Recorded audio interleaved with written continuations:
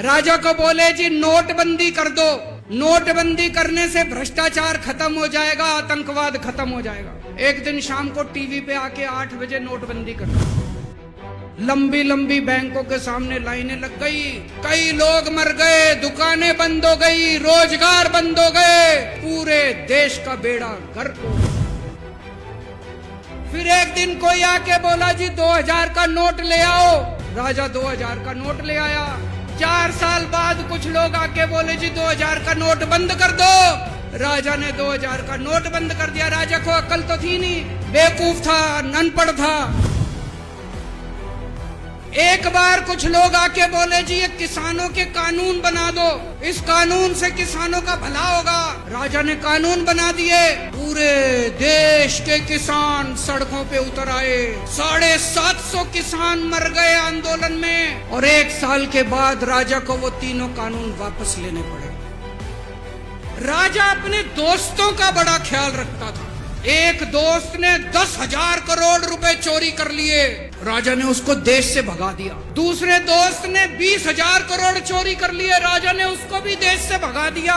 पर एक दोस्त ऐसा था जिससे राजा की ज्यादा ही दोस्ती थी। उसको उन्होंने सारे एयरपोर्ट बेच दिए, सारे जहाज बेच दिए, सारे सी पोर्ट बेच दिए, खदाने बेच दी। उस दोस्त पे राजा मेहरबान था। राजा का एक और दोस्त था।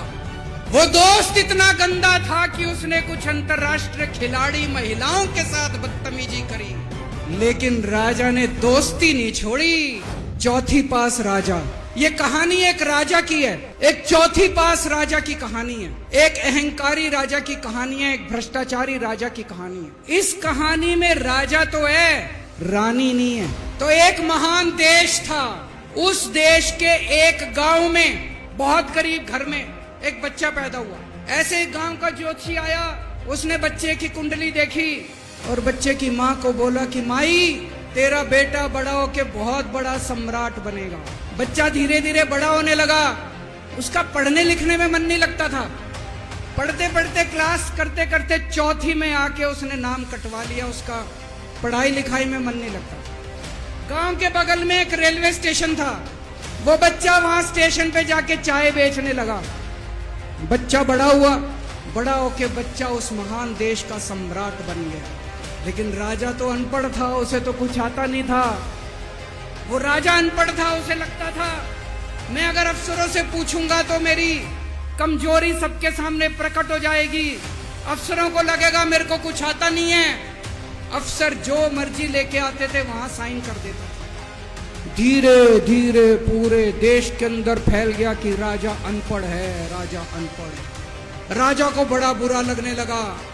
एक फर्जी डिग्री का जुगाड़ कर लिया, एमए की डिग्री का।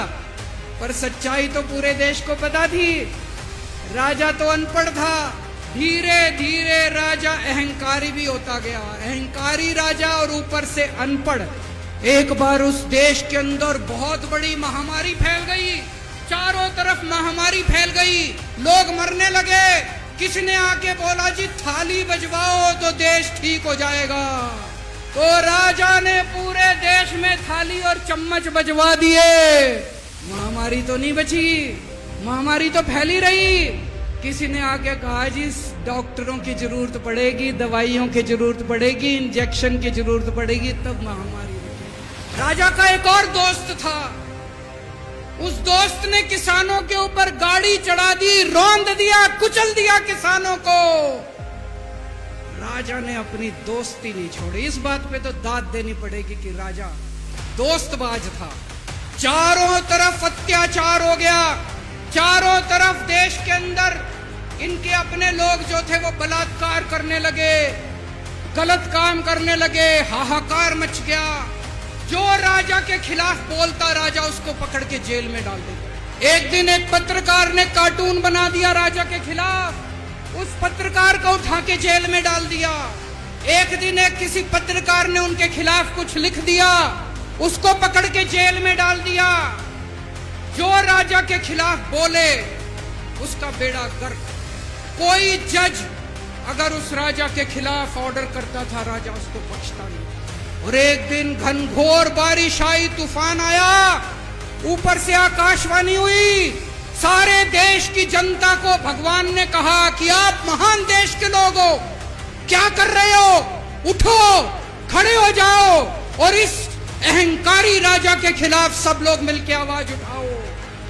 और उसके बाद दोस्तों सोई हुई जनता जाग गई और 1 साल के अंदर उस अहंकारी राजा का राजपाट जनता ने उखाड़ के फेंक दिया। और उसके बाद वो महान देश दिन दूनी रात चौगुनी प्रगति करने लगा।